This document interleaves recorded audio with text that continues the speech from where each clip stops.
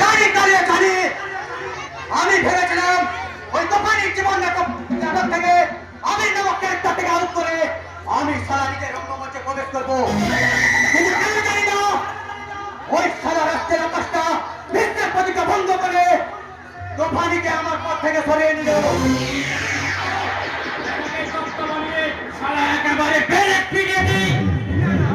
না আকাশ ভবন ব্যবস্থা আমি করবো।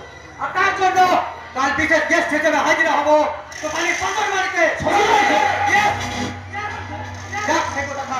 এই যে তোদের পারিশ্রমিক 5,000 টাকা। 5,000?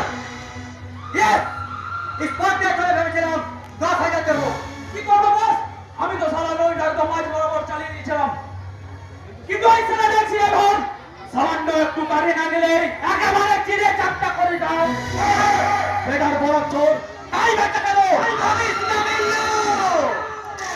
তাই আমি তোদের আর একটা নতুন কাজ দেব, আর কাজটা যদি সাকসেস হয় তাহলে তোরা পাবি শালা আরো 5,000 টাকা। এই নে অ্যাডভান্স 2,000। একেবারে শালা নসিম কাকেল কিন্তু কাইয়া দিব। এখন নয়, কন্ডিশন বুঝে আমরা পেপার নিয়ে যাব। হবে না বস, আপনার যে কোনো কাজ করতে আমরা জান লড়িয়ে দেবো, তবু শালা বেইমানি করব না। শুধু একটা কথা মনে রাখতে লিয়া,